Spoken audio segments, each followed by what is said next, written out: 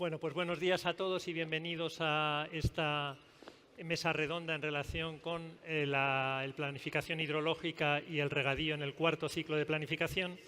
Y voy a tratar de situar muy brevemente el contexto general en el que nos encontramos. La planificación hidrológica, como todos ustedes saben, debe ser el plan hidrológico de Cuenca, la columna vertebral de la gestión del agua en cada demarcación hidrográfica.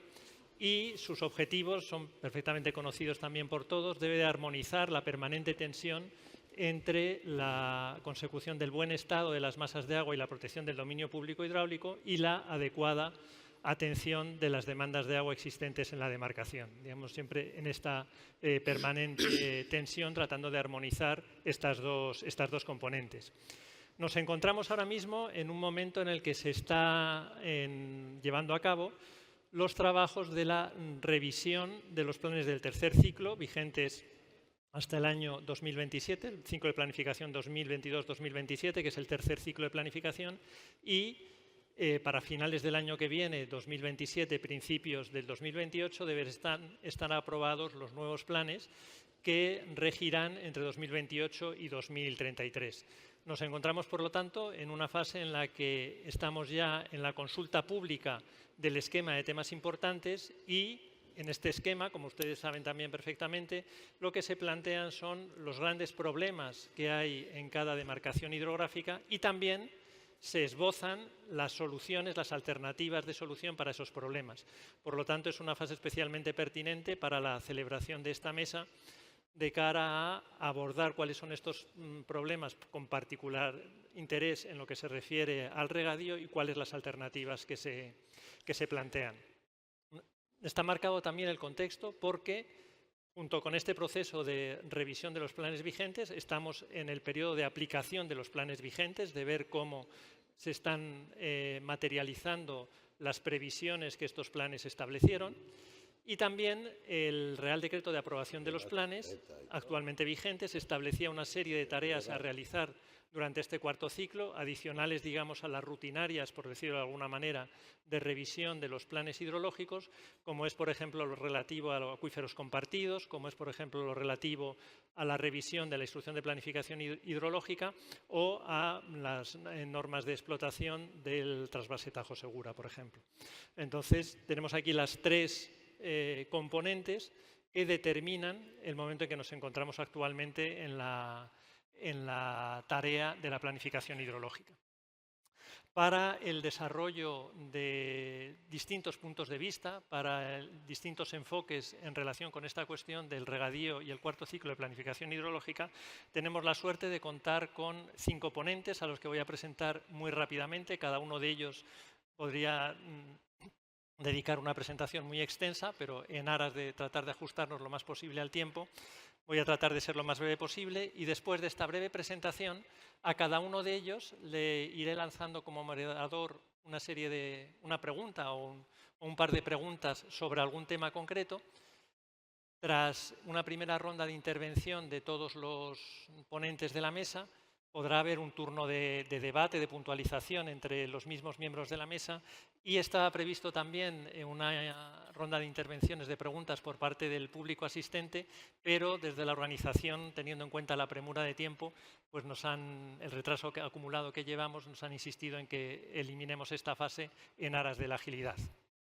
Bien, contamos en primer lugar con Sandra Puig, que es actualmente la subdirectora general de Planificación Hidrológica de la Dirección General del Agua del Ministerio para la Transición Ecológica y el Reto Demográfico, en definitiva, la responsable de todo lo que se refiere a los planes hidrológicos que están actualmente en proceso de elaboración. Sandra cuenta con una trayectoria muy amplia en relación con la protección, gestión y planificación de los recursos hídricos, más de 30 años vinculados siempre a la Administración, primero pegada en el territorio en la Confederación Hidrográfica del Ebro y después en la Dirección General del Agua, donde ha ido pasando por todos los estamentos, desde técnico de calidad de aguas hasta ahora mismo subdirectora general de planificación hidrológica. Miguel Ángel García con Sandra tenemos la oportunidad, como decía, de tener una visión general que engloba todas las demarcaciones hidrográficas en lo que se refiere a la planificación hidrológica y a las tendencias en este cuarto ciclo de planificación, en particular en el aspecto que más nos interesa, que es aquí, que es lo relativo al regadío. Después Miguel Ángel García Vera, aquí a mi izquierda, una visión correspondiente más pegada ya al territorio, al jefe de oficina de planificación hidrológica de la demarcación hidrográfica del Ebro, desde hace ya también vinculado a esta oficina desde hace 30 años o más, y que une a esta condición también la de una vivencia del regadío, por decirlo así, teniendo en cuenta su origen familiar, con viñas en la zona de Cariñena, con otra zona de regadíos también en otra comarca, en la comarca de Valdejalón, y que le ha permitido comprobar en sus propias palabras cómo es vital la capacidad de adaptación a las nuevas necesidades que se van planteando en cada momento para la supervivencia de toda actividad, en este caso particular en el regadío.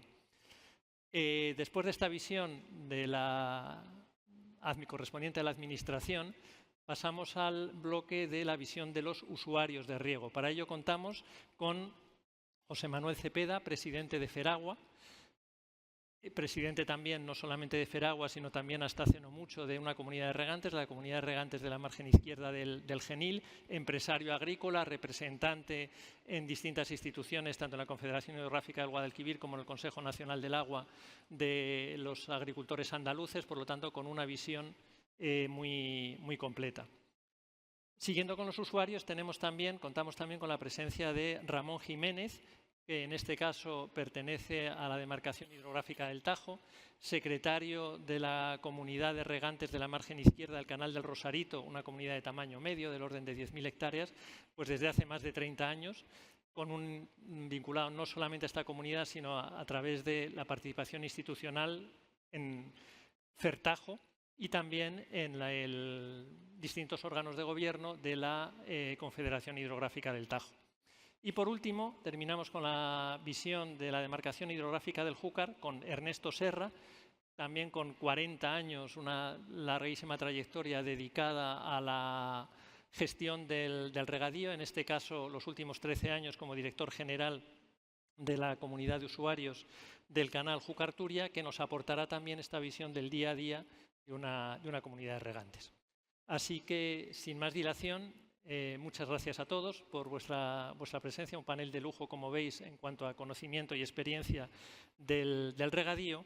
Y pasaríamos ya a disparar, empezando con Sandra, con la visión general de la planificación. Y en este momento en que nos encontramos de la elaboración de los planes del cuarto ciclo, te queríamos preguntar cómo se está considerando el regadío en la revisión de los planes hidrológicos vigentes, cuáles son, si las hay, las principales modificaciones con respecto a los ciclos anteriores y cómo pueden afectar estas tareas adicionales que marca el Real Decreto de aprobación de los planes, que he enumerado muy brevemente antes, al regadío en el nuevo ciclo de planificación.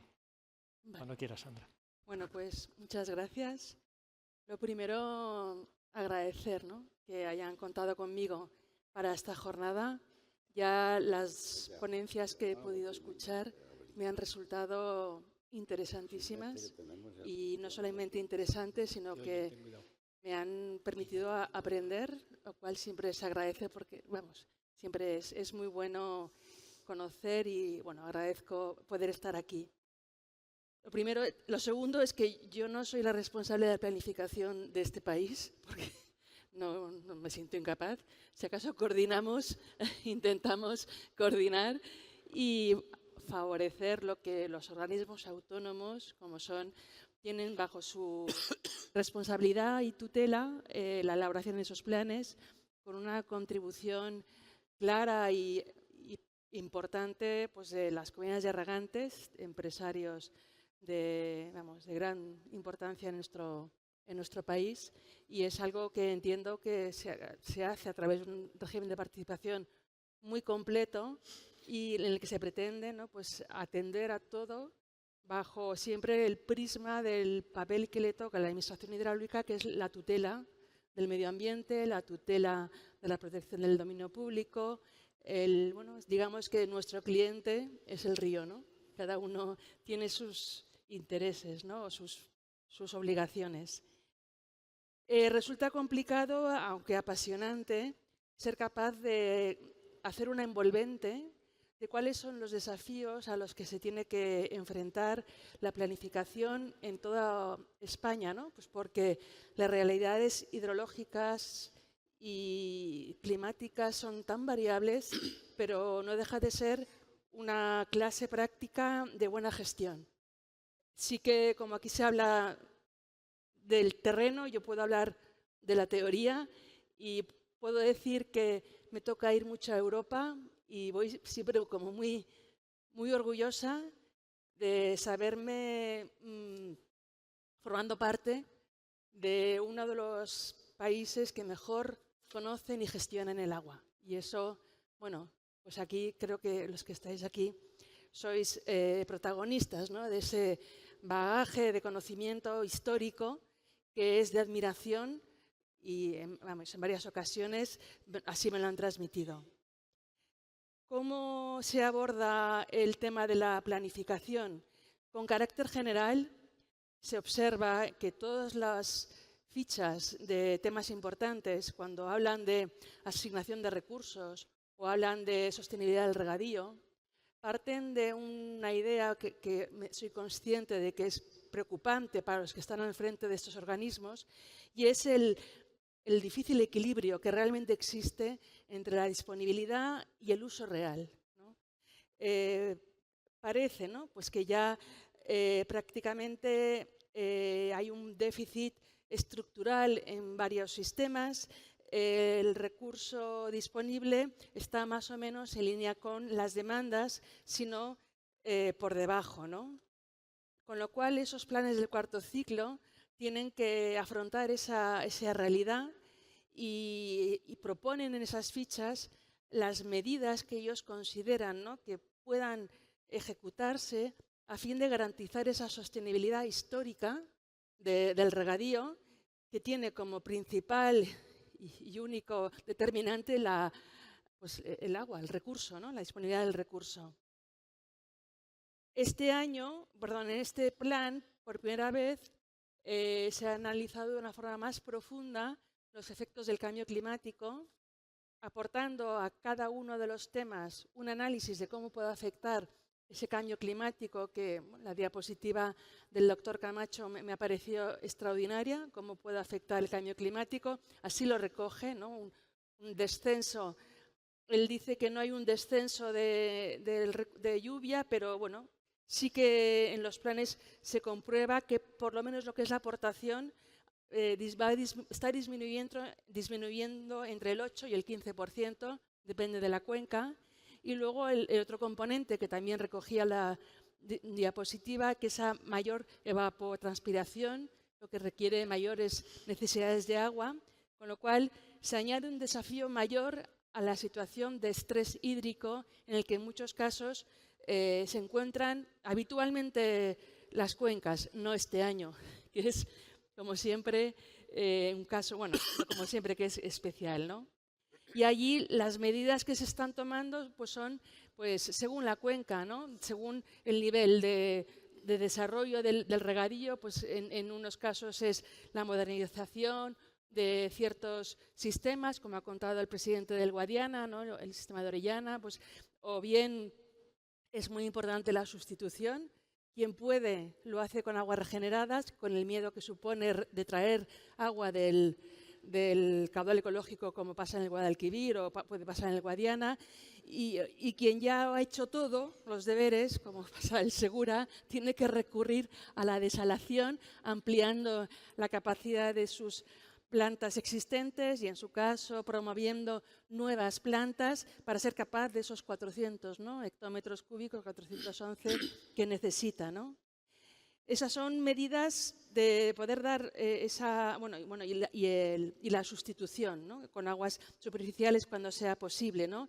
Construcción de ciertas infraestructuras, de recrecimiento de presas, de balsas adicionales, lo que, bueno, se pueda ir haciendo. Y luego ya las medidas más duras, que es la adaptación de las demandas a esas realidades de cambio climático, el propiciar cultivos, eso se tiene que ver ya, entiendo, con las comunidades de regantes, cultivos menos exigentes en requisitos hídricos.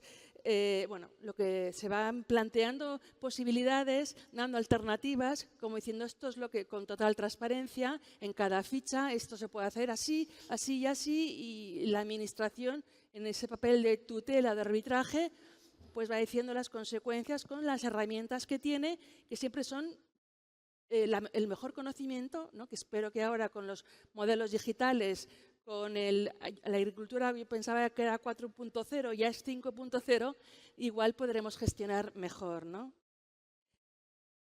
El otro gran bloque que nos preocupa y que me consta que es de preocupación también de los propios usuarios es el cumplimiento de los objetivos medioambientales que requiere la normativa, pero que antes de que no es una exigencia de la normativa, también es una exigencia del medio ambiente, ¿no? Digamos que a mí no me gusta decir, lo dice la ley, pues hace falta que no haya nitratos en las aguas porque si no, no podemos beber.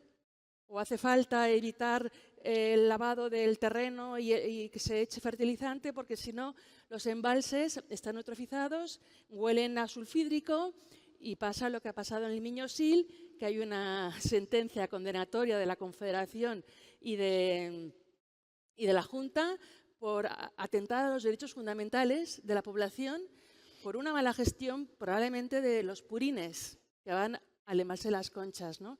Con lo cual, el medio ambiente es proteger lo que es el bien común, ¿no? Y en esta línea de cuál es un tema que es común en todas las comunidades, en todas las confederaciones, gestión sostenible de las aguas subterráneas. Eso es común. Está, en algunos casos, el tema es tremendo, como puede ser el Alto Guadiana o como puede ser el Segura, y en otros casos es crónica de una muerte avanzada, ¿no? El Júcar o, bueno, quizás el Guadalquivir en algunos puntos, sabemos el tema de Doñana, ¿no? Cómo afrontar ese mal estado cuantitativo que nos obligará a recurrir a objetivos menos rigurosos, no a cerrar pozos. Habrá que cerrar los ilegales, que ya lo están haciendo, ¿no? Pero en todo caso, habrá que recurrir a los objetivos menos rigurosos, que es, bueno, con una serie de cautelas que nos exigen, que también nos tenemos que exigir, a fin de cuentas, es que no se seque el pozo. Digamos, hablando rápido, que no se seque el recurso. Sandra, pues será quizás con unos... Un minuto. Tengo muchísimo, pero ya Resumo, resumo. por favor. Entonces, bueno, los menos rigurosos, que ya creo que lo habéis tocado bien y que es una línea de actuación, que toda Europa está igual de preocupada y que nos tiene que decir, ponte un objetivo y pon medidas, ¿no? Y el otro tema que me parece, bueno, el tema de, sí que quiero decir, los acuíferos compartidos, hoy ha salido la aprobación del acuerdo de ministros por el que quedan ya designados, de acuerdo al acuerdo del Consejo Nacional del Agua, con lo cual hay muchos planes que están considerando la posibilidad de empezar a ver cómo gestionar esos acuíferos que ya están declarados como compartidos entre cuencas, ya está por lo menos el soporte legal. Y ya para acabar, simplemente el tema de nitratos sigue siendo un problema que permanece agravado por las macrogranjas, la proliferación de granjas intensivas en todas las poblaciones. Tenemos una sentencia condenatoria del Reino de España por incumplimiento de esta directiva y hay que tomar las medidas porque si no nos tocará pagar. Ya estamos pagando 6 millones por incumplir la depuración, no paguemos más, ¿no? Y plaguicidas. Viene otra vez el tema de plaguicidas, simplemente glifosato es un tema que ya es una sustancia que afecta al estado químico. Hay un uso excesivo en España. Hemos hablado con Bayer y está sorprendido. Habrá que imponer las buenas prácticas porque hay una contaminación importante que va a afectar al estado químico y que nos va a obligar a tomar medidas de actuación. Y ya. Perdonar que he cortado mucho, pero bueno. Gracias. Muchas gracias, Sandra, y perdona el corte. No, pero yo que me enrollo.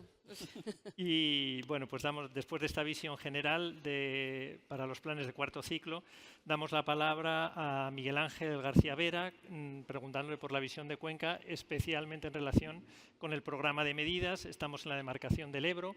Quiero aprovechar también para recalcar lo que ha comentado el presidente del Guadiana antes, felicitar a la Confederación, felicitarnos a todos por estos 100 años de existencia de las confederaciones hidrográficas, que nos anticipamos en este caso 80 años a lo que ha hecho el resto de Europa, de las pocas ocasiones en las que podemos decir sacar pecho en estas cuestiones. Y, como digo, felicitarnos todos por este avance en la gestión que se produjo ya hace 80 años. Y entonces, en función de la experiencia en la demarcación del Ebro, que es la que más superficie de riego tiene en España, de la experiencia de los planes anteriores, del seguimiento del plan vigente, ¿en qué grado consideras que se ha alcanzado el objetivo de la adecuada satisfacción de las demandas de riego? ¿Han sido eficaces las medidas planteadas en este sentido? ¿Y cuáles serían los principales problemas detectados para la implementación de estas medidas y cómo podrían corregirse, si es que es el caso? Muy bien, pues muchas gracias, Ángel, y sobre todo muchas gracias a FENACORE por la invitación a estar en esta mesa redonda participando hoy en un año tan importante como es el centenario de las confederaciones. Recordemos que el origen de las confederaciones pues, está muy imbricado con las comunidades de regantes, con el Congreso Nacional de Regantes de 1911, del que se habla mucho, como el germen ideológico que luego en 1926 dio lugar a las confederaciones y a una relación directa entre las comunidades de regantes y la administración que nos ha traído hasta hoy, con un resultado absolutamente exitoso y que, por supuesto, nos tiene que llegar en el futuro a seguir trabajando para tener una gestión del agua que siga siendo modélica. Para mí, ya os digo que es un honor estar aquí hoy, en este momento, y bueno, pues espero en las intervenciones pues, estar a la altura de lo que se espera de un humilde jefe de oficina de planificación, los cuales estamos intentando buscar esos equilibrios a veces imposibles. Respondiendo a la pregunta, solo tengo un dossier de 150 hojas, pero obviamente no lo voy a contar. Yo creo que se ha conseguido el objetivo de la satisfacción de las demandas de riego, siempre hablando desde la relación con la planificación hidrológica. Yo creo que hay que decir que sí, un sí mayúsculo, además en un sí en alto grado. La planificación ha estado del lado de los regantes, ha estado del lado de los regadíos, ha estado desde el origen y sigue estando. Igual ahora los discursos pues parecen un poco más encontrados, pero yo creo que no. Yo cuando leo la revista, el boletín Intercuencas de FENACORE, que lo mandaron la semana pasada, en el cual anticipa lo que son las ideas de este congreso, escriben los ponentes y escribe la propia FENACORE, y yo me siento muy identificado con el discurso que se plantea, en el sentido de que ese regadío tiene que ser rentable, tiene que ser innovador y tiene que ser sostenible. Y todos mantenemos esa misma misión y todos tenemos que trabajar juntos en ello. Yo creo que esto, para mí, es la idea fundamental. Y la planificación, por supuesto, que está ahí. A veces se hará incidencia en unas problemáticas, otras, cada cuenca es un mundo, pero al final el objetivo es común. Lo que pasa es que tenemos un reto muy gordo. Tenemos que dar ese mensaje fuera de que queremos ser sostenibles, lo somos, y además producimos esos alimentos que son lo que es nuestra vocación. Por lo tanto, sí, el precio de la tierra sigue subiendo, ese es un dato magnífico. En el año 2004 subió un 2% a nivel nacional y ese es un dato que a todos nos tiene que reconfortar. Es verdad que hay matices, tenemos la viña que ahora está bajando por el tema del descenso del consumo, tenemos un problema y un problema en el agua también, porque donde ahora deje de haber viña y la deja de haber, ¿por qué la sustituimos? La viña era un cultivo ideal para el agua. Pero en general sí. Los regadíos salió ayer. Estamos creciendo la superficie regable. Este es un tema controvertido, pero lo estamos haciendo, eso sí, sin incrementar el uso del agua gracias a esa modernización. Los datos de la Universidad de Córdoba, que colabora continuamente con el sector del regadío, hablan de 38.500 hectáreas por año entre 1965 y 2024. Es decir, que no solamente mantenemos superficie, la estamos incrementando y eso también de la mano de la autoridad hidráulica. Por lo tanto, creo que eso también es un factor a tener en cuenta en esa relación positiva. En el caso del Ebro, pues el incremento no son 38.500 al año, son del orden de 5.000, 6.000 y se sigue manteniendo. Es verdad que esto tiene que incitar a una reflexión, no podemos mantener este ritmo permanentemente, los recursos no lo permiten y hay que hacer una reflexión para optimizar y mantener lo que tenemos con la mayor eficiencia posible, pero limitar esas ampliaciones en el mayor grado posible. Y en ello, desde luego, la planificación tiene una responsabilidad fundamental. Los niveles de producción, yo me gusta que en la cuenca del Ebro pues que hablemos no solamente de agua, de cada año es el agua, pero también la producción que sacamos del agua, los gigavatios que sacamos, los cultivos que obtenemos, la población que abastecemos en el medio urbano y, por supuesto, pues el tema de regadío. Las producciones, los millones de toneladas de oliva, de uva, de almendra, se siguen manteniendo y ese es el éxito de la gestión de todos nosotros. Por lo tanto, nuevamente, un sí a esa producción, a ese equilibrio de la producción del regadío con el agua. ¿Las medidas en el programa de medidas han sido eficaces? Pues nuevamente sí, sin duda. Nos podemos mirar lo que no se ejecuta, lo que queda pendiente, pero a ello sí que querría, no sé cuánto tiempo llevo, Ángel, que me han quitado el reloj de aquí. Te quedan 3 minutos. Vale, gracias. Entonces, me gustaría analizarlo, porque hay una idea de que los programas de medidas no se ejecutan al 100% y eso es un gran problema. Yo diseño los programas de medidas en la planificación hidrológica del Ebro y sé cómo se hacen. Y sí que quiero compartir esa reflexión con todos ustedes. Vamos a ver, el tema de modernización de regadío, que supone 1/3 de las medidas que están recogidas en los programas de medidas del Ebro, de los 4.000 millones por ciclo, pues 1/3 es modernización. Lo sobreestimamos a idea. ¿Por qué? Porque la modernización es muy variable. Hay proyectos que pueden ser viables, que parece que son viables, pero de pronto se tuercen, digamos, los cables en las comunidades de regantes que tienen que apoyarlos y se quedan paralizados. Sin embargo, otros que a lo mejor ni existían, de pronto hay una comunidad de regantes que lo quiere impulsar, sale adelante y en 1, 2, 3 años está hecho. Los ciclos de planificación son cada 6 años. Con lo cual, la apuesta de la planificación por la modernización ha sido tan, y esto lo quiero dejar muy claro, que se recogen más proyectos de los que se van a hacer para que estén cuantos más mejor en el programa, en el plan hidrológico y se pueda facilitar esa aplicación posterior. Por lo tanto, claro que no se va a ejecutar ese 1/3 de los 4.000 millones del Ebro. Ya lo sabemos, pero lo que queremos de esta manera es apoyar la modernización de una forma decidida, no incondicional. Por supuesto, las modernizaciones con sus condiciones para que sean buenas modernizaciones con ese enfoque ambiental, que es lo que queremos trabajar en el Ebro, es decir, que sean buenas para el medio ambiente y, por supuesto, buenas para los regantes. En el caso de los nuevos regadíos, ahí tenemos un tema que es clave. Hay una demanda de nuevos regadíos tremenda. Por ejemplo, en este plan hidrológico se nos han pedido las comunidades autónomas 110.000 nuevas hectáreas, cuando sabemos que no se van a hacer en condiciones óptimas más de 30.000 y tirando muy para lo alto. Las administraciones agrícolas lo saben porque son las que tienen los recursos económicos. Sin embargo, no le ponen un coto a eso. Mira que nosotros insistimos. No se puede decir a todo que sí porque el agua es limitada y esto lo entendéis todos perfectamente, sobre todo los usuarios actuales. Por lo tanto, ¿qué hacemos? Ponemos inversiones de nuevos radios que son como del doble, en el caso del Ebro, de lo que puede ser y eso supone una sobreestimación de los programas de medidas y, por lo tanto, una no ejecución. Lo que quiero decir es que el problema no es que no lo hagamos, el problema es que lo hacemos mal porque no somos capaces de priorizar suficientemente los programas de medidas. Miguel Ángel, 1 minuto. 1 minuto. Bueno. Los embalses en el caso del Ebro es donde mejor hemos acotado. Se nos pidió en los planes que fuéramos lo más realistas posibles. En nuestro caso eran embalses en ejecución, con lo cual ya han pasado las trabas burocráticas de una forma ya importante y el grado de ejecución es el más alto que tenemos, 85% de lo que estaba previsto en el momento actual y quedan 2 años. Pero sí que es verdad que hay veces que ponemos embalses y resulta que luego es tan complicada la tramitación que se quedan paralizados en momentos en los cuales no se pueden ejecutar. Por eso, para hacer mejor la planificación de los embalses, nosotros abogamos porque en el plan estén debidamente justificados. Y ese debidamente requiere cumplir unas normas que son muy exigentes porque así lo hemos querido todos y así tenemos que hacer, y además convencidos de que eso es importante para la sociedad, pero tenemos que justificarlo bien.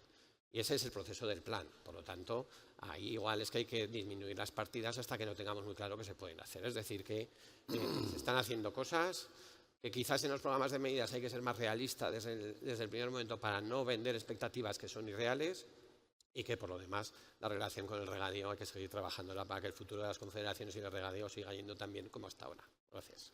Pues muchas gracias, Miguel Ángel.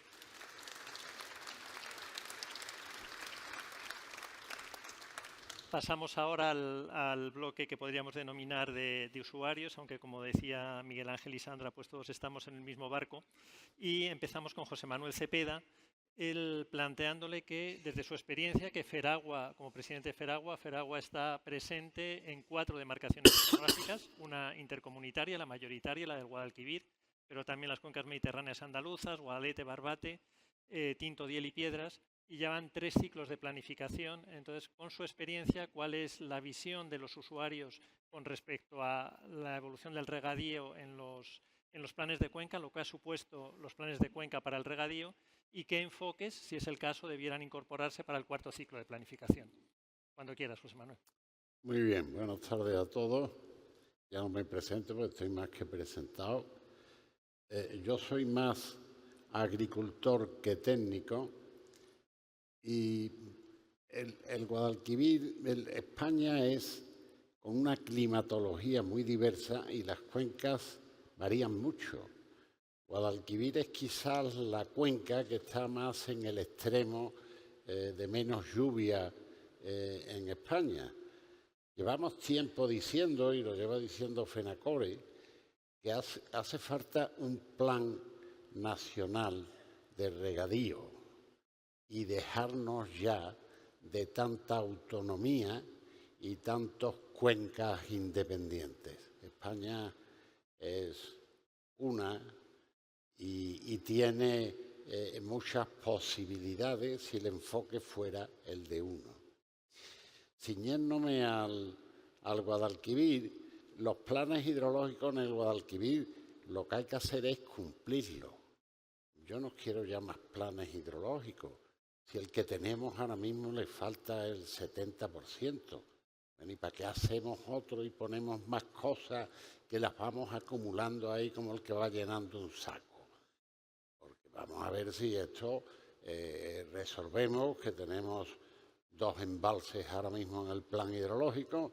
De los 2, hasta ahora lo que se ha hecho es encargar el proyecto de uno que lleva 20 años en los planes hidrológicos, que en la propia Confederación hay mapas que aparece como si existiera, que se llama San Calixto en el río Genil.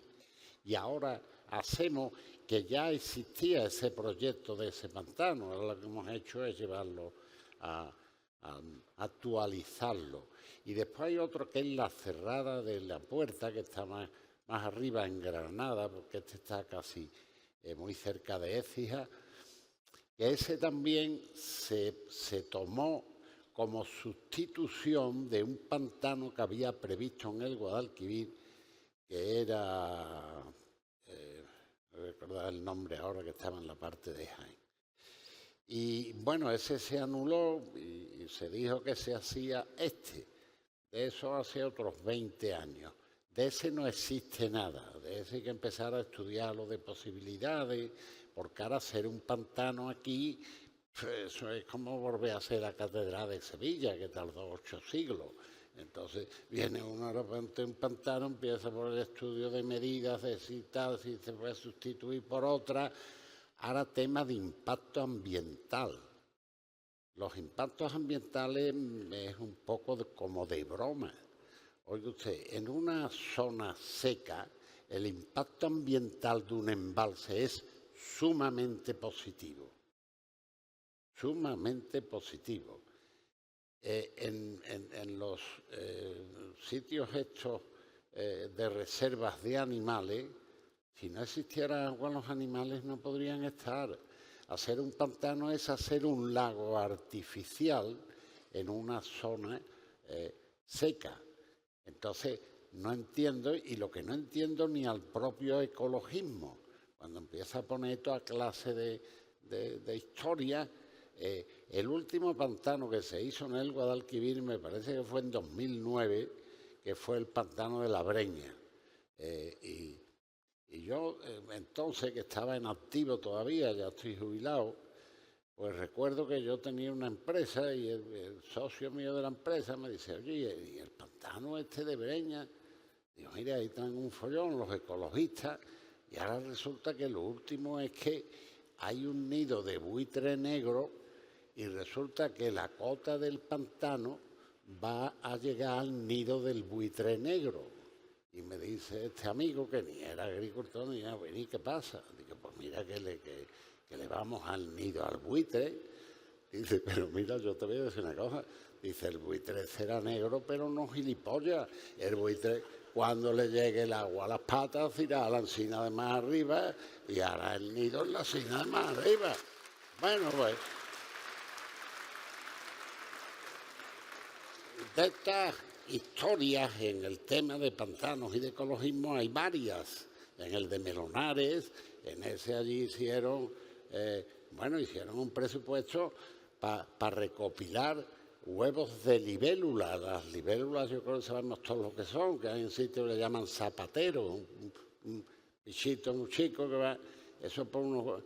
Bueno, pues se llevaron un tiempo buscando huevos de libélula, pero bueno, ¿y usted cómo se pone a buscar huevos de libélula? Eso es una cosa disparatada. Disparates de eso la intermerata. En Melonares, cuando empezaron, que había águilas imperiales y tal, empezaron a medir los conejos y tal. Y entonces, ingenieros de Confederación le dijeron, esto se va a potenciar un disparate, y así fue efectivamente. Rápidamente, cuando se hizo el pantano, el número de conejos, el número de todo eso, pues lo que he dicho antes, en una zona árida, si no hay agua, pues la fauna no existe. Y además, las águilas empezaron a funcionar mejor. Entonces, el ecologismo, que es necesario, que si no existieran, habría que buscarlo, igual que lo de los sindicatos, si no existieran, habría que buscar gente que formara sindicatos, pero razonable. Y los ecologistas que tenemos ahora, la mitad de ellos son unos cuentacuentos como la copa de un pino, y si hay ecologistas, cada uno que se tome nota de lo que le corresponda. Y por último, en el tema de los planes hidrológicos están los famosos caudales ecológicos. El caudal ecológico es un invento porque no se cumple lo que yo tengo entendido que está redactado. Si un pantano no le entra agua, no tiene que sacar agua. En Andalucía hemos mantenido caudales ecológicos en la sequía esta extrema que hemos tenido, de una manera artificial e ilegal. Y lo repito, es ilegal. Porque, oye usted, si en los pantanos, que eran los que le estaban dando el caudal ecológico, no entraba agua, ¿por qué hay que dar agua? Yo, el río Guadalquivir, porque ya tengo algunos años más de los que me gustaría, ya esto va acabándose un poco, y yo he conocido el Guadalquivir seco en charcones de agua. Eso ya ahora no va a suceder nunca. Pero no va a suceder nunca porque el caudal ecológico provoca sistemas artificiales. En Extremadura y en el Guadiana, que no sé si el presidente Guadiana se ha ido, está por aquí.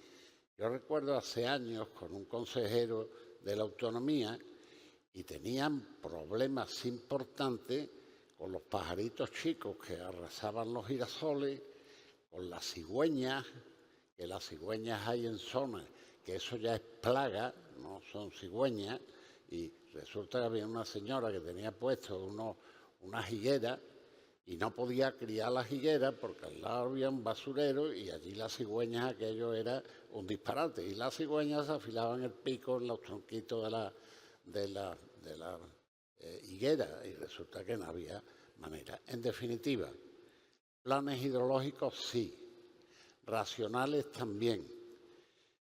El cambio climático, vamos a darle menos vueltas al cambio climático y vamos a trabajar contra el cambio climático. ¿Y cómo se trabaja contra el cambio climático?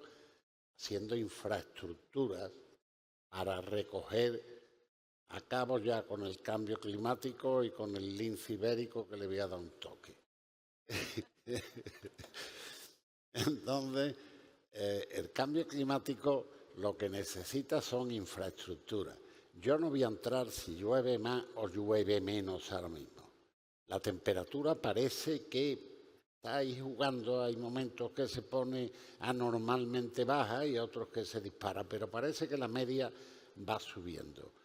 Pero en cuanto al agua, si cae, que sí lo estamos comprobando, con mucha intensidad un periodo y después se lleva un montón de meses sin llover, pues lo lógico es que hagamos infraestructura para que esa lluvia fuerte pues seamos capaces de recoger el agua.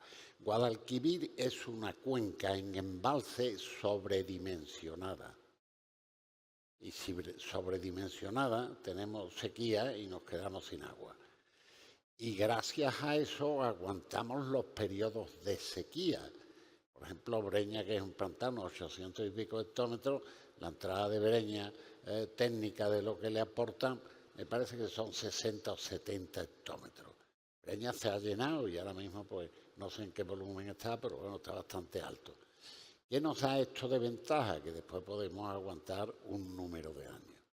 Y ese camino es el que tenemos que llevar. Yo recuerdo en Macesa, la de abastecimiento de Sevilla, me invitó Jaime Paló, que era el gerente, y vino una gente de California. California tiene una climatología similar a la nuestra, es más, allí han tenido una época. Allí lo que estaban haciendo los embalses que tienen es recreciéndolos. ¿Pero por qué? Porque estaban viendo que le venía un pelotón de agua y que se le iba el agua y no la podían recoger. Aquí tenemos otro elemento que es los señores de Europa. Nosotros somos el país que mejor controlamos la regulación del agua. Somos el país y resulta que tenemos a los europeos dándonos morcilla todos los días con una historia y otra historia. Y lo somos y lo demostramos porque yo en mi comunidad de regantes últimamente he tenido 2 equipos de franceses que han venido. Y han venido a enterarse cómo gestionamos nosotros el agua. Porque a ellos les está ocurriendo que hasta ahora lo del agua les sonaba un poco a tal, y tienen ya periodos que no llueve que tienen que recoger agua. Y por último ya, y ahora ya de verdad me callo, el tema sí para el plan hidrológico nuevo, balsas.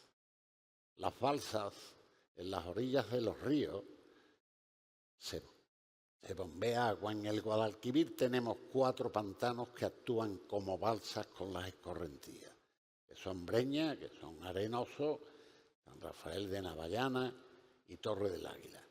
Esos 4 tienen un bombeo, entonces cuando hay escorrentía, pues se bombea. Entre Breña y Arenoso en un año normal pueden bombear 100 hectómetros. 100 hectómetros es un pantano, tenemos muchos pantanos de 100 hectómetros. Ese es un factor. Y otro factor, en la sequía, la gestión que tiene que hacer la propia Confederación. Si no hay balsas en las comunidades de regantes, que prácticamente no se puede hacer, porque dan agua en un periodo corto, embolado. El Guadalquivir desde el Tranco a San Lucas de Barrameda tendrá 200 kilómetros. Claro, si le mete uno el recorrido ese al agua, pues la mitad del agua se la come al río, si es además un caudal pequeño. Entonces hay que dar un golpe fuerte y claro, las comunidades regantes, si tienen balsa, absorben ese agua, la meten en la balsa y después se llevan regando 10 días. Pero si no, el agua se le va. Y ya seguiría diciendo cosas, pero ya me callo y te dejo a ti. Muchas gracias, don Manuel.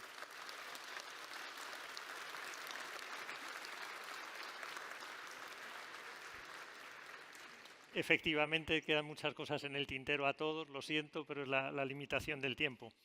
Pasamos a Ramón Jiménez, de secretario desde hace muchos años de una comunidad de regantes de tamaño, digamos, mediano.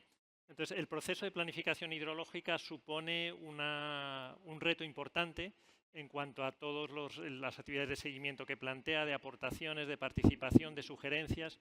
Entonces, ¿cómo afronta, desde un punto de vista realista, una comunidad de estas características la participación en el proceso de planificación? ¿Es realista la posibilidad de planificación?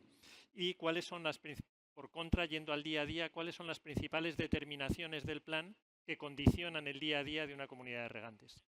Muchas gracias. Bueno, en primer lugar, buenos días a todos. Quiero agradecerle a la organización y a FENACORE por haber contado con mi humilde aportación para esta mesa redonda de tanto experto de la Administración y compañeros de las comunidades regantes. Y yo quiero dar la visión desde la base del día a día de una comunidad de regantes en su participación o posible participación en los procesos de planificación. Hay una cosa muy clara, las comunidades regantes, aunque sean pequeñas o medianas, la planificación hidrológica no es algo lejano ni puramente técnico. Se juega mucho en la planificación hidrológica, nos jugamos mucho. Nos afecta en las concesiones, en las dotaciones, en las inversiones, en las obras pendientes, en los caudales ecológicos, en definitiva, en la capacidad para regar con seguridad. Da igual que seamos pequeños que seamos grandes. El problema es que cuando una comunidad de regantes es pequeña, posiblemente no tiene personal contratado, el presidente, el tesorero, el secretario regante en su casa atienden las necesidades y no pueden estar atendiendo a tanto documento como se genera en un plan hidrológico. Ahí es donde viene la importancia real de estar federados en las federaciones de cuenca, en el caso nuestro Fertajo, en el caso nacional, FENACORE, hacen una labor muy importante y ahí es donde tenemos el cuerpo real para poder gestionar y para poder participar en los procesos de planificación. Las federaciones, tanto de cuenca como nacional, tienen sus equipos jurídicos que nos pueden ayudar.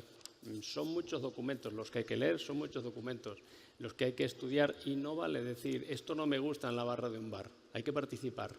Yo llevo participando en los procesos de planificación, con este ya es el cuarto en el que estamos, y siempre se nos escucha, no siempre se nos puede atender o no siempre se nos quiere atender, pero se nos escucha, no podemos decir que no, ¿no? Entonces, las comunidades de regantes pequeñas tienen el problema de falta de personal administrativo, personal técnico, personal jurídico para poder defenderse ante las posibles afecciones de los planes hidrológicos, pero por contrapartida tienen la posibilidad y la necesidad de agruparse tanto en sus federaciones de cuenca como en la Federación Nacional, en FENACORE, porque es la forma, es el camino, es la herramienta útil para poder defender los beneficios del regadío y la necesidad del regadío en este momento. Resumiendo mi intervención en este punto, las comunidades pequeñas y medianas, independientemente de su tamaño, deben participar porque donde de verdad ganan la capacidad de defensa es agrupándose en las federaciones y ahí el regadío es donde se hace fuerte. Gracias.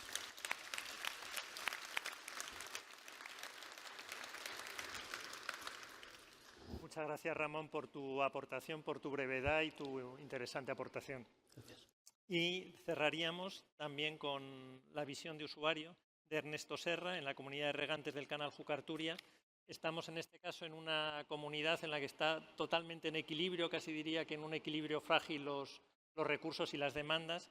Entonces, en este contexto, desde su comunidad de regantes, se considera el plan hidrológico como un instrumento útil y realista para la ordenación de los usos y para poder avanzar en su actividad diaria, o lo ven como más bien como un instrumento que puede suponer una restricción. ¿Cuál es la visión que tienen y qué medidas considera que deberían adoptarse para considerar que el plan se considerara, si es que no es así, como un elemento que realmente ordena y favorece el empleo de los recursos hídricos?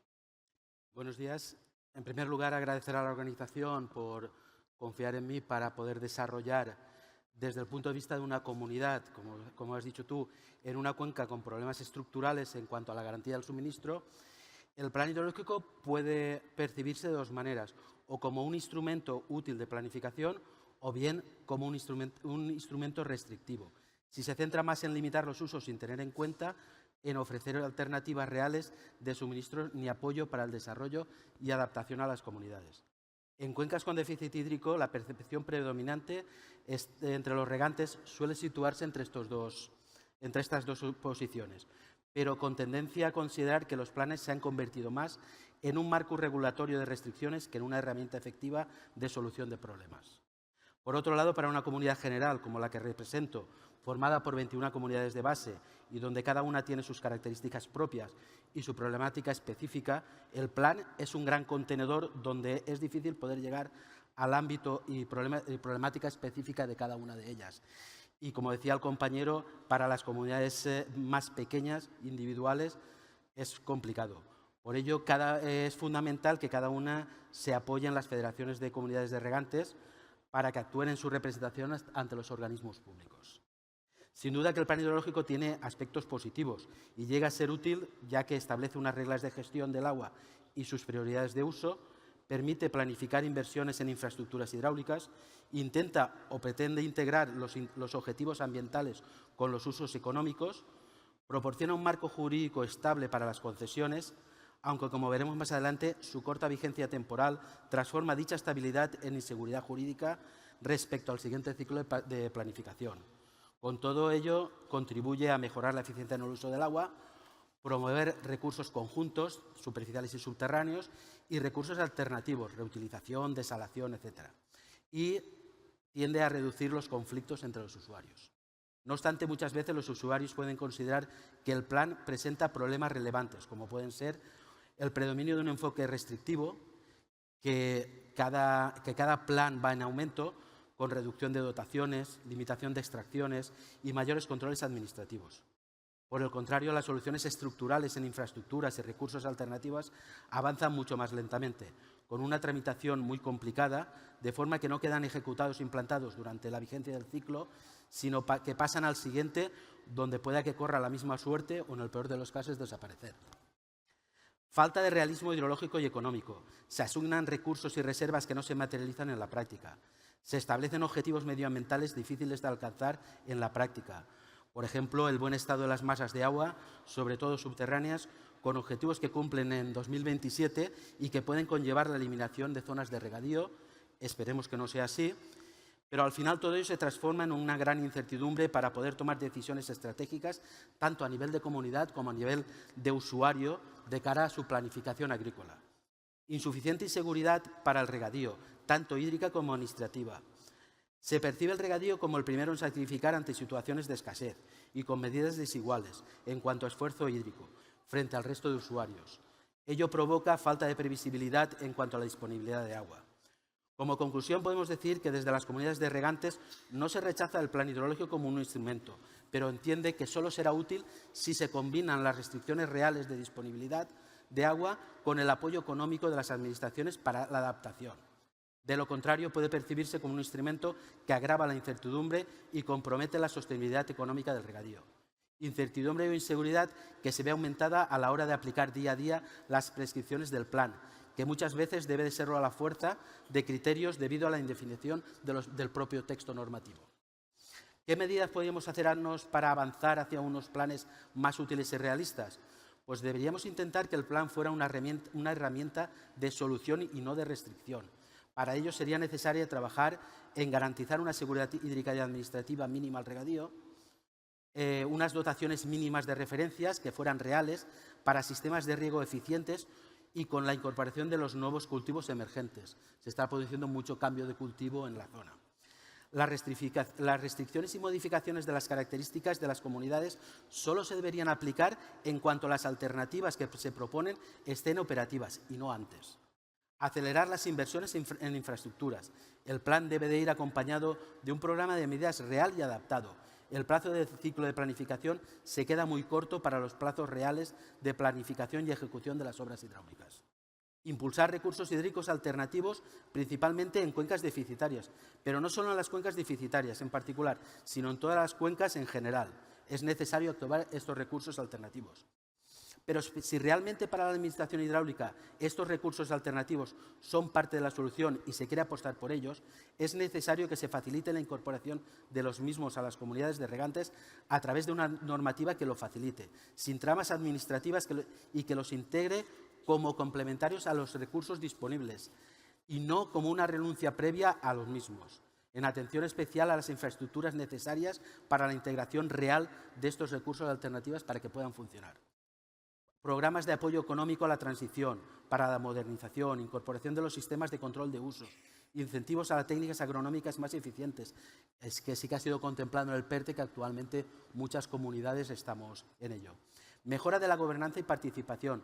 La comunidad de regantes debería de tener acceso a la información hidrológica actualizada y una mayor participación en la definición de medidas y reglas de explotación que les afecten, y una mayor información a los futuros textos definitivos, sobre todo la normativa del plan que les va a afectar, todo ello durante la fase de redacción del plan.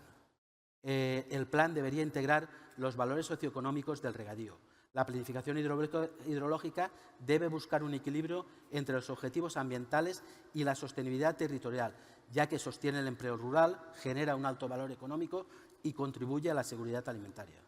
Como resumen final, podríamos sintetizar que la posición de una comunidad de regantes frente al proceso de planificación hidrológica podría resumirse en que el plan debe de ser una herramienta para garantizar el futuro del agua y del territorio. Para ello, se debe de combinar la protección ambiental, la seguridad hídrica para todos los usos y un compromiso real de inversión pública que permita adaptar a las nuevas condiciones climáticas. Los planes deben de tender a la consolidación y permitir el avance y desarrollo de las comunidades de regantes, y cada nuevo plan no puede suponer constantes frenos en sus expectativas de consolidación y desarrollo. Y concluyendo, considero que la planificación hidrológica puede ayudar a ordenar usos y proteger recursos, pero para que las comunidades de regantes el problema aparece cuando la planificación fija límites sin aportar suficientes alternativas o recursos hídricos, así como las infraestructuras necesarias para que se planifican pero que no se ejecutan.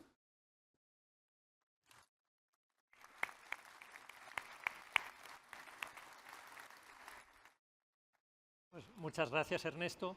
Y creo que han surgido aportaciones muy interesantes desde todos los puntos de vista. Entonces vamos a abrir ahora un turno breve de intervenciones dentro de la propia mesa. No sé si alguno queréis hacer alguna puntualización a vuestra intervención, algún comentario en relación con alguna de las intervenciones que se han producido. Libremente podéis intervenir. Ramón, adelante. Sí, bueno, gracias. Me gustaría apostillar un poco sobre la anterior intervención, que tenemos varias afecciones directas en los planes que nos afectan a los regantes, a las comunidades de regantes y a las federaciones, y son sobre las que tenemos que estar muy pendientes. Yo diría, por el orden de importancia, la implantación o revisión de los caudales ecológicos, porque pueden producir o tensionar la disponibilidad de agua efectiva; la garantía de las demandas de riego y de las concesiones, porque de ahí depende la seguridad con la que una comunidad de regantes organiza su campaña; las posibles restricciones derivadas de medidas ambientales, incluidas las vinculadas a masas en riesgo, contaminación difusa o nuevas exigencias sobre explotación; y las obras de modernización e infraestructuras, porque sin financiación y sin infraestructuras el discurso de la eficiencia se queda muy bonito sobre el papel, pero no llega a la parcela. Todo esto, además, encaja con otros objetivos generales que también tenemos que estar muy pendientes de ellos, que incluyen la planificación y que se basan mucho en la protección del dominio público hidráulico, la satisfacción de las demandas, racionalización de usos en armonía con el medio ambiente. Y a esto pues añadiría la contaminación difusa, sobre la que muchas veces se pone el foco sobre la agricultura, y hay que recordar que también existen otras presiones como son las urbanas e industriales. El aumento de especies invasoras, exóticas, que genera problemas muy serios en infraestructuras y en la gestión del agua. Yo tengo que decir que el plan condiciona lo más básico para cualquier cuenca: cuánta agua va a tener, con qué seguridad la va a tener y en qué condiciones la vamos a poder seguir produciendo y utilizando los regantes. Muy bien. Yo, si quieres. Miguel Ángel, adelante.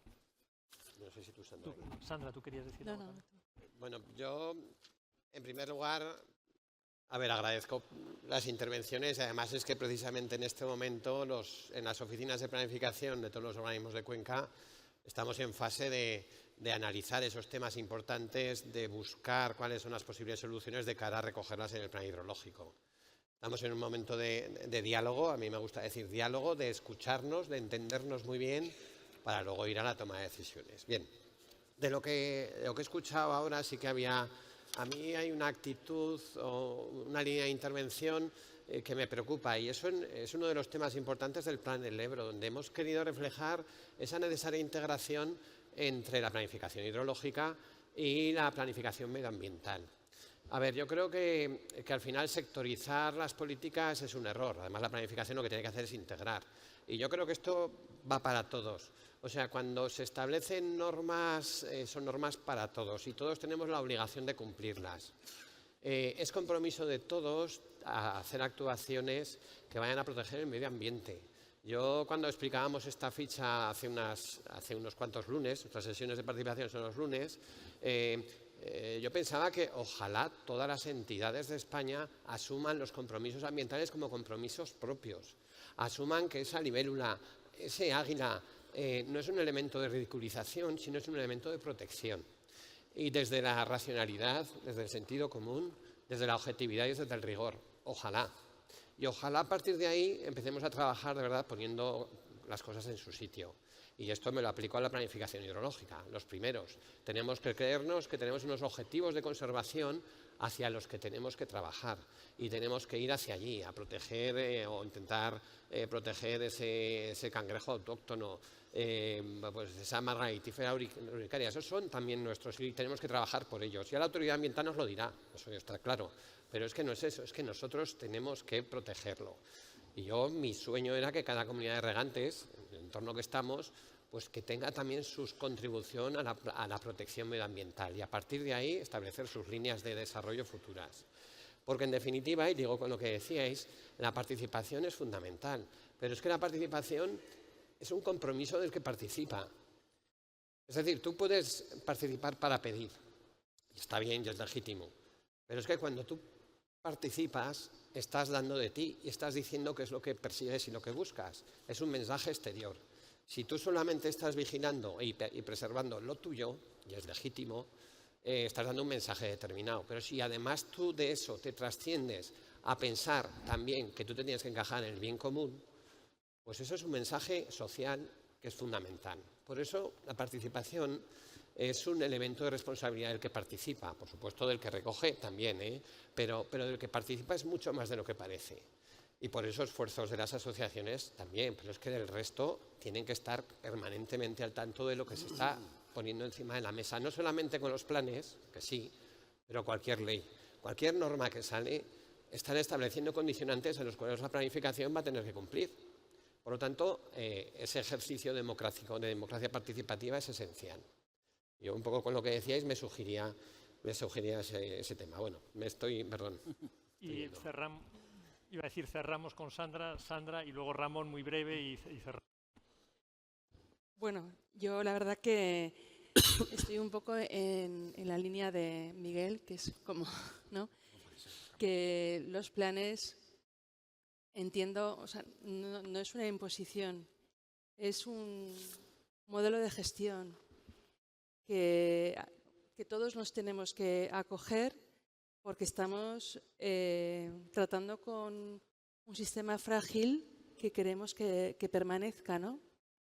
Y como bien dice Miguel, es legítimo defender con contundencia los propios intereses, pero que existen otros sectores que también defienden los suyos, ¿no? Y digamos que el sector más ambientalista pues tiene unos valores que considera relevantes, el sector, o sea, y ahí se ponen en la mesa y se intenta como llegar a un consenso, ¿no?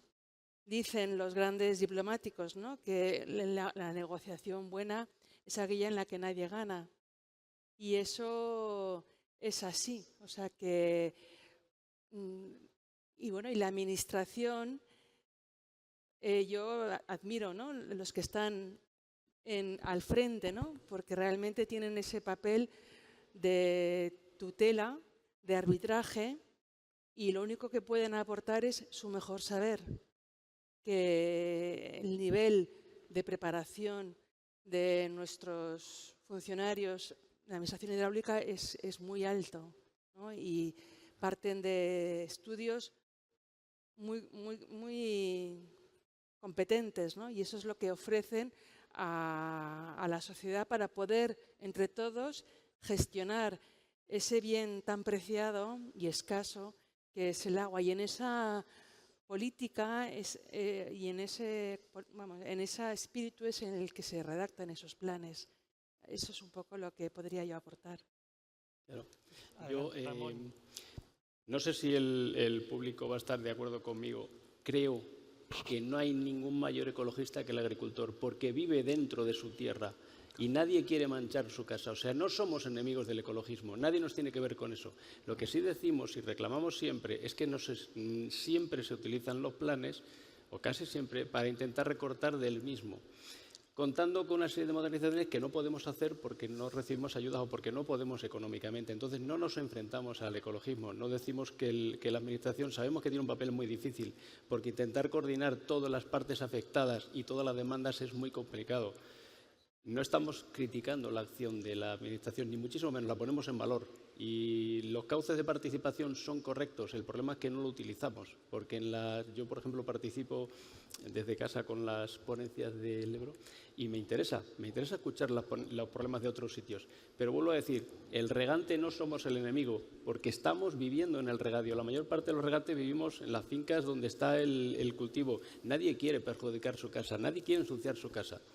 Pero hay medidas que no entendemos porque son imposiciones. Esto es así porque lo digo yo. Entendemos que hay sitios en los que, como decía antes nuestro compañero Cepeda, si un río que llega a una presa se queda seco, no es concebible que se imponga un caudal ecológico de ahí para abajo. Vamos a ver, centrémonos. Si no hay agua de ahí para arriba, pues respetemos un poco, utilicémoslo para abastecimiento, para regadíos, para lo que sea necesario, con unas restricciones, pero no impongamos más. Eso es un poco la pelea que hacemos desde las comunidades regantes, que entendemos que la Administración tiene otras obligaciones, pero no somos los enemigos de todo este sistema. Y no quiero enrollarme más. Muchas gracias.